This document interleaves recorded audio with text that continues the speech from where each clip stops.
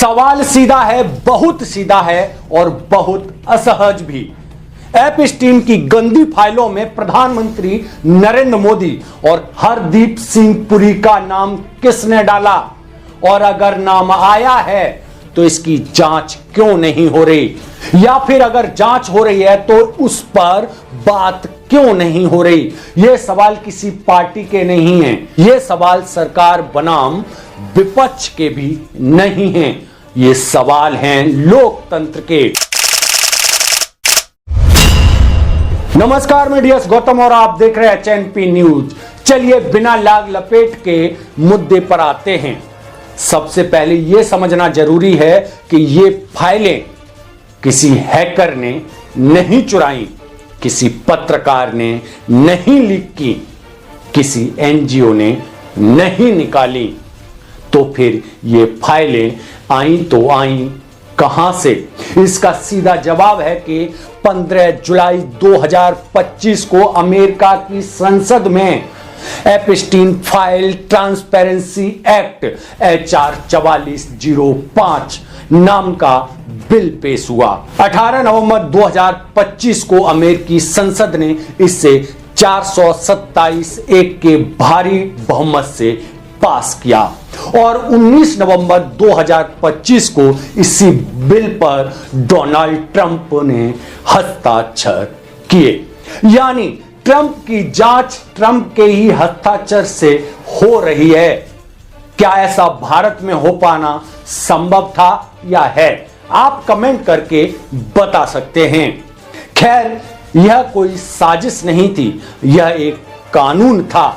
इस कानून ने अमेरिकी डिपार्टमेंट ऑफ जस्टिस, जिसमें FBI, प्रोसिक्यूटर ऑफिस और अन्य एजेंसियां शामिल हैं, जिनको आदेश दिया 30 दिनों के भीतर अपने पास मौजूद सभी अनक्लासिफाइड यानी गैर गोपनीय एपस्टीन संबंधी दस्तावेज सार्वजनिक करें, यानी आज के दिन तक।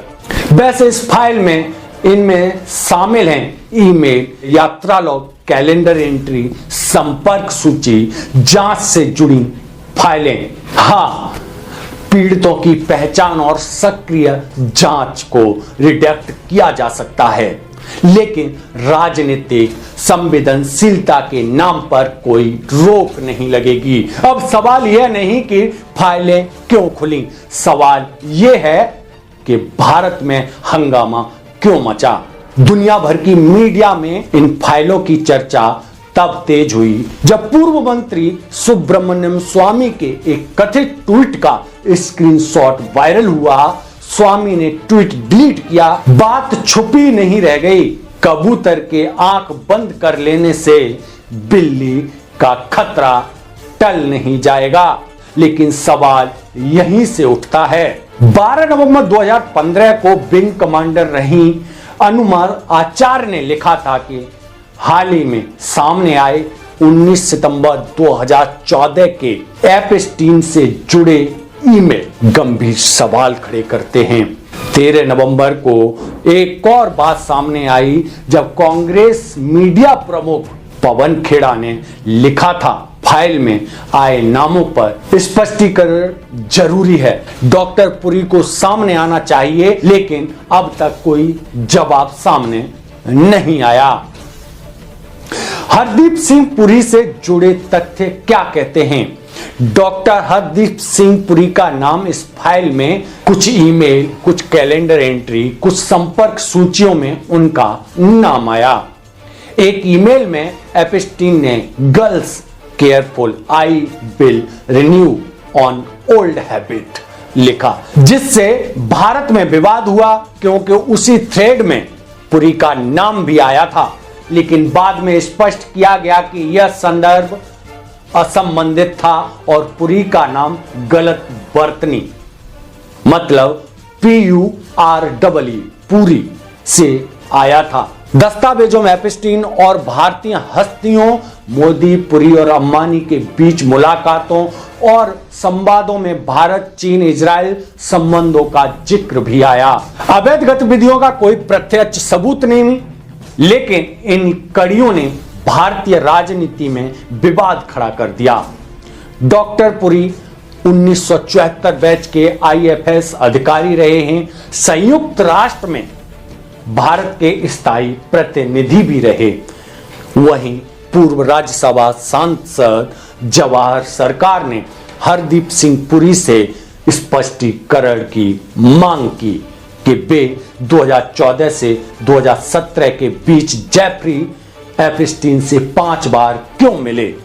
जैसा कि अमेरिकी हाउस ओवरसाइट कमेटी के दस्तावेजों में दर्ज है, रिपोर्ट के अनुसार एप्स्टीन की निजी कैलेंडर एंट्रियों में पुरी के साथ कई अपॉइंटमेंट दर्ज हैं, जिसमें न्यूयॉर्क भी शामिल है। तब पुरी इंटरनेशनल पीस इंस्टीट्यूट के वाइस प्रेसिडेंट थे, जिसका नेतृत्व एप्स्टीन के करीबी टेरजे रॉड लार्सन कर रहे थे। एप्स्टीन की बातचीत में अनिल अंबानी का भी नाम आया, जिनकी कंपनी रिलायंस डिफेंस ने इजराइल की सरकारी कंपनी के साथ बड़ा रक्षा समझौता किया था। मार्च 2017 में अंबानी ने एप्स्टीन को मोदी की अमेरिकी यात्रा पर एक लेख भेजा, जिस पर एप्स्टीन ने जवाब दिया, इंडिया इजराइल की नॉट फॉर ईमेल, और इसे इजराइल स्ट्रैटेजी का हिस्सा बताया। इसी दौर में भारत इजराइल के रक्षा संबंध और गहरे हुए। इस फाइल में नरेंद्र मोदी का नाम कैसे आया, तो आइए जानते हैं। अमेरिकी हाउस ओवरसाइट कमेटी द्वारा जारी दस्तावेजों और ड्रॉप साइट न्यूज को मिले लगभग 18,000 एप्स्टीन ईमेल्स में दावा किया कि जेफरी एप्स्टीन के कथित तौर पर प्रधानमंत्री मोदी और ट्रंप के पूर्व मुख्य रणनीतिकार स्टीव बैनन के बीच मुलाकात करने की पेशकश थी। रिपोर्ट के मुताबिक 23 मई 2019 को, जिस दिन मोदी ने लोकसभा चुनावों में प्रचंड बहुमत हासिल कर दूसरी बार प्रधानमंत्री बने, स्टीव बैनन ने जेफरी एप्स्टीन को मैसेज किया, मैं यहां मोदी पर भारत के लिए 1 घंटे का शो कर रहा हूं, साथ में कुछ अमेरिकी हिंदू दोस्तों को भी ला रहा हूं। यह घटना एप्स्टीन की बाल यौन तस्करी मामले में गिरफ्तार होने से महज 2 महीने पहले की बताई जा रही है। तब वह विवादों में घिरा हुआ था। आखिर ये स्टीव बैनन कौन है, इस पर भी थोड़ी बात कर ली जाए। स्टीव बैनन डोनाल्ड ट्रंप के 2016 चुनाव अभियान के मुख्य रणनीतिकार रहे। उन्होंने मोदी को कहा, ट्रंप बिफोर ट्रंप। वे इंडियन अमेरिकन नेटवर्क और रिपब्लिकन हिंदू कोalition से जुड़े रहे, यानी भू राजनीति का असली खेल तो यहीं से शुरू हुआ। अब सवाल यह है कि क्या एप्स्टीन फाइलों ने FBI, CIA और ट्रंप सरकार के हाथ वह हथियार थमा दिया, जिसके बूते वे मोदी पर ट्रेड टैरिफ से लेकर पाकिस्तान से युद्ध रोकने और यहां तक के उनका राजनीतिक कैरियर बर्बाद करने जैसी धमकियां देकर दबाव बनाने लग गए।